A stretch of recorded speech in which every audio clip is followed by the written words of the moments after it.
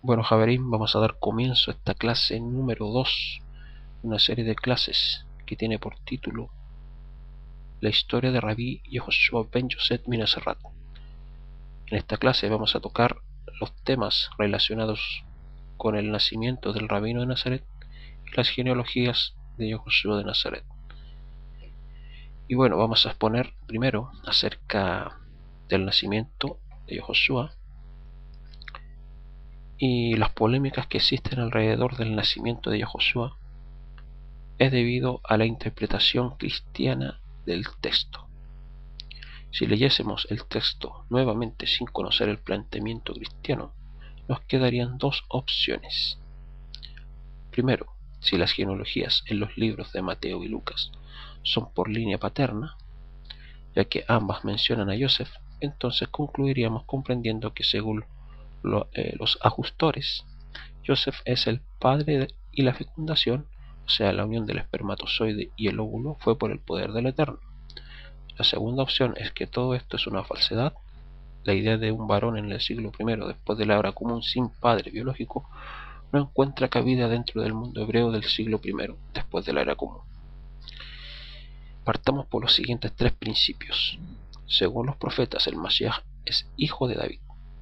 En los escritos de los Nevi'im, el Mashiach es descrito claramente como un descendiente del rey David, lo cual equivale a que el Mashiach ha de tener un padre biológico descendiente de David, así como los Kohanim, los sacerdotes, son descendientes genéticos de Aarón. Los reyes de Israel son descendientes genéticos de David. El segundo principio es que en los escritos de los Talmidim, o sea, de los discípulos de Yehoshua, tanto Joseph como Yehoshua son llamados hijo de David. En los escritos de los primeros discípulos, una y otra vez se enfatiza que tanto Joseph como Yehoshua son de la casa de David. Por ejemplo, en el libro Toldot Yehoshua, en el capítulo 2, en el formato griego capítulo 1, versículo 20 del libro de Mateo, Joseph es llamado hijo de David. También en el Toldot Yehoshua, en el Mateo hebreo, en los capítulos 41, 55, 68 y 86, y en los formatos griegos capítulo 9, versículo 27, como vemos en pantalla, y también en los capítulos 12, versículo 23, capítulo 15, versículo 22, capítulo 20, versículo 30, Yehoshua es llamado hijo de David. En el libro Yehoshua Maasav Betorato, conocido comúnmente como el libro de Lucas, en el capítulo 1, versículo 27, en el capítulo 2, versículo 4 y el capítulo 2, versículo 1, Joseph es identificado como de la casa de David, y también Yehoshua es llamado hijo de David. En el capítulo 18, versículo 38 y 39 del libro comúnmente llamado Lucas, y también es llamado David su padre, en el capítulo 1, versículo 32. Vamos a analizar Mateo capítulo 1, versículo 27 del formato griego. Dice: pensando él en este asunto en su corazón, he aquí un malaj apareció ante él en un sueño y dice: Joseph ben David, no temas tomar a tu mujer Miriam, porque de la Ruach HaKodesh ella es fecundada. Esto es lo que dice el Toldot Yehoshua Perek Shini, en el formato griego capítulo 1, versículo 20 del libro de Mateo. Veamos también Mateo en el formato griego capítulo 9, versículo 27, dice: mientras Yehoshua pasaba de allí, le siguieron dos ciegos, clamando a gritos y diciendo: ten misericordia de nosotros, hijo de David. Mateo capítulo 12, versículo 23 dice: toda la gente estaba atónita y decía: ¿acaso será este hijo de David? Mateo capítulo 15, versículo 22 dice: entonces una mujer cananea que había salido de aquellas regiones clamaba diciendo: Señor, hijo de David, ten misericordia de mí. Mi hija es gravemente atormentada por un demonio. En Lucas capítulo 1, versículo 27 dice: a una virgen desposada con un hombre llamado Joseph, de la casa de David. El nombre de la virgen era Miriam. En Lucas capítulo 2, versículo 4 dice: entonces Joseph también subió desde de la ciudad de Nazaret a Judá, a la ciudad de David, que se llamaba Betlehem, porque él era de la casa de la familia de David. En Lucas capítulo 18, versículo 38 dice: entonces él gritó diciendo: Josué, hijo de David, ten misericordia de mí. Los que iban delante le reprendían para que se callase, pero él clamaba con mayor insistencia: Hijo de David, ten misericordia de mí. En Lucas capítulo 1, versículo 32 dice: este será grande y será llamado Hijo del Altísimo, y Adonai Elohim le dará el trono de su padre David. O sea, como podemos ver, se menciona una y otra vez en los escritos de los discípulos acerca de Josué, que era hijo de David. Por lo tanto, esto le califica para ser el Mashiach. Es uno de los requisitos para ser el Mashiach. Por lo tanto, tanto Joseph, que es mencionado como Ben David, y Josué, también es mencionado como Ben David, se cumple el requisito de ser descendiente de David. Entonces, aquí tenemos dos genealogías, me refiero tanto en el libro del Mateo como de Lucas, lo cual era algo natural en los tiempos donde se practicaba el levirato. Ambas claramente por línea paterna, ya que el nombre del padre figura en las dos genealogías y solamente el padre es identificado como descendiente de David, mientras que Miriam, su madre, es identificada como pariente de Elisheba, desciende de Aarón el Cohen, es el sacerdote. De manera que, por deducción lógica, si Joseph no fuese el padre biológico, no tendría sentido alguno transmitir genealogías que no le pertenecían a Yehoshua. Un tercer principio es que la adopción no transmite el linaje. La adopción en Israel no transmite la Kejuná, el sacerdocio, ni el reinado.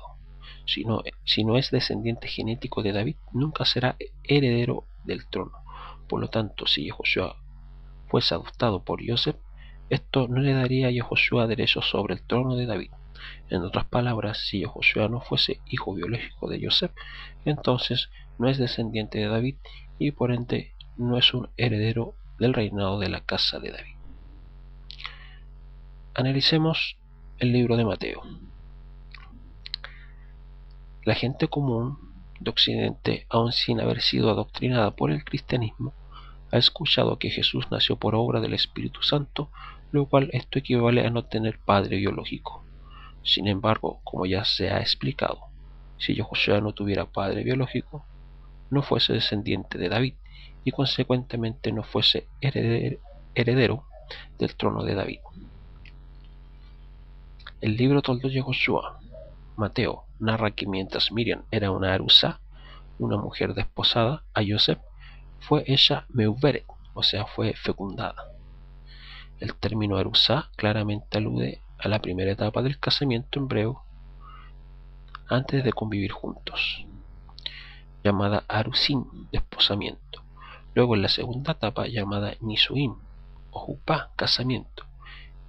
Miriam dejaría de ser arusá para ser identificada como Nesuá y así finalmente convivir juntos. El autor atribuye la fecundación de Miriam a Ruach HaKodesh, o sea, por el poder del Eterno. En otras palabras, la fecundación, que es la unión del óvulo de Miriam y el espermatozoide de Joseph, por el poder del Eterno, fue hecho esto. Si el autor hubiese querido decir que Yehoshua no tuvo padre biológico o que fue adoptado, en vano escribió la genealogía vía paterna. Ahora, como podemos ver en pantalla, podemos ver los siguientes pasajes de las Escrituras, donde podemos ver que la fecundación por el poder del Eterno no es algo nuevo en Israel. Leamos algunos textos del Tanaj.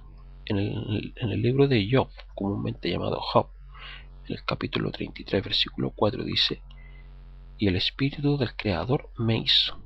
Veamos también el libro de Bereshit, que se conoce comúnmente como Génesis, capítulo 4, versículo 1, y dice: y conoció Adán a su mujer Java, la cual concibió y dio a luz a Caín, y dijo: he ganado varón por el Eterno.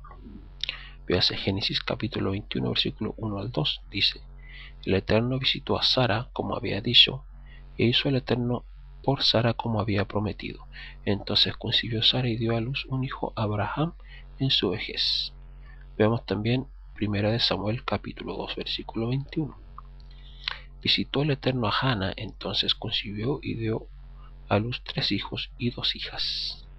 Veamos el libro de Ruth, capítulo 4, versículo 13, dice: Boaz tomó a Ruth, y ella fue su mujer, y se llegó a ella, y el Eterno le dio que concibiese y diese a luz un hijo.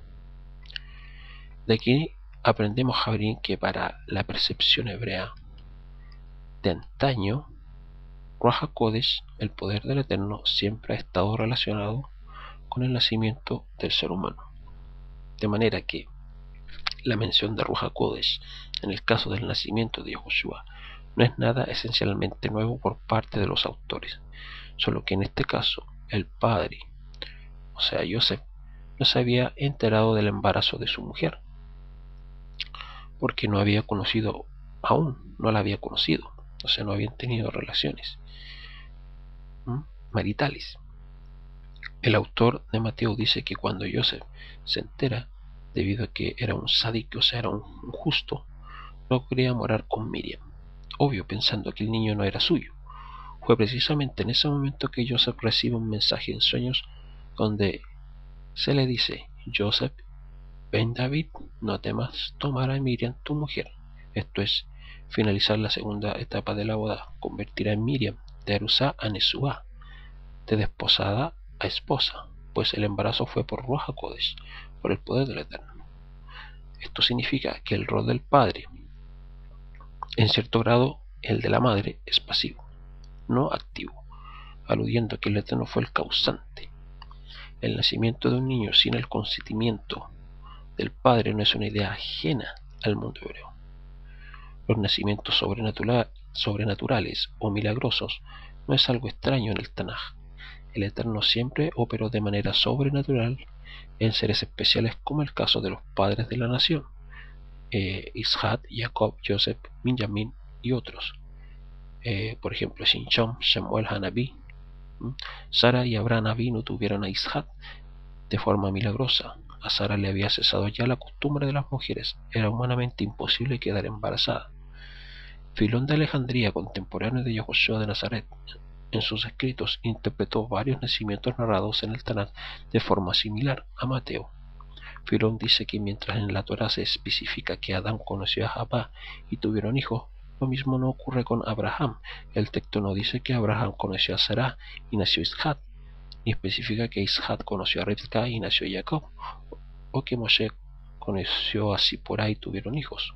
Basado en ello, Filón interpreta que fue el Creador quien hizo que dichas mujeres dieran a luz sin intervención activa del varón, o sea, sin una intimidad entre el hombre y la mujer. Pero por supuesto, esto no significa que Abraham no fuese el padre biológico de Isaac. Si el Eterno tiene la capacidad de crear un ser del polvo de la tierra, entonces, ¿por qué hizo nacer a Yahushua en una pareja de seres humanos, siendo aquel varón descendiente de David? Si el Mashiach no tiene padre biológico, ¿no hubiese sido más razonable hacer un nuevo Adán? La razón es que el Mashiach ha de ser un hijo de David por línea paterna. Entonces, como conclusión, para ya ir cerrando el tema del nacimiento de Yahushua, los nacimientos por voluntad divina sin el consentimiento del ser humano no son una idea ajena al siglo I después de la era común.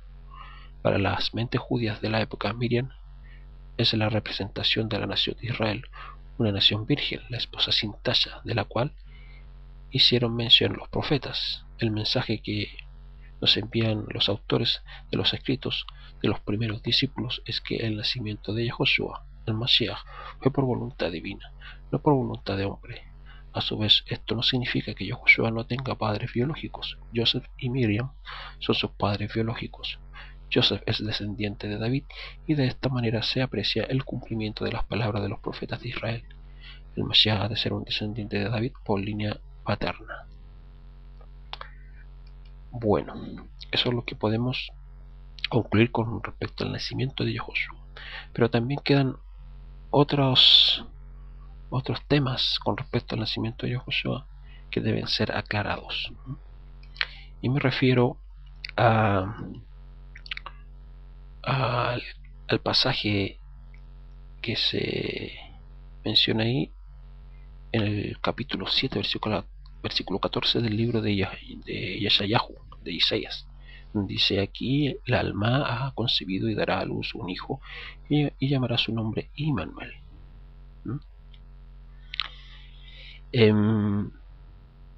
Para comenzar, debemos aclarar que, a pesar de que el cristianismo define la Alma mencionada ahí en Isaías capítulo 7 versículo 14 como una virgen, en realidad esta definición no es producto del cristianismo, sino producto judío. Existen tres evidencias que confirman que mucho antes del surgimiento del cristianismo ya judíos habían definido esta Alma como una virgen. Primeramente tenemos la evidencia de la Septuaginta, el Targum Hashibim, una obra judía en la cual el término hebreo Alma fue traducido al griego como partenos, o sea, como virgen. En segundo lugar tenemos la evidencia de los dos documentos judíos del siglo I, Toldo Yehoshua, comúnmente conocido en Occidente como el libro de Mateo, y Yehoshua Mazot Betorato, comúnmente conocido en Occidente como el libro de Lucas. En ambos documentos se define a esta Alma como virgen.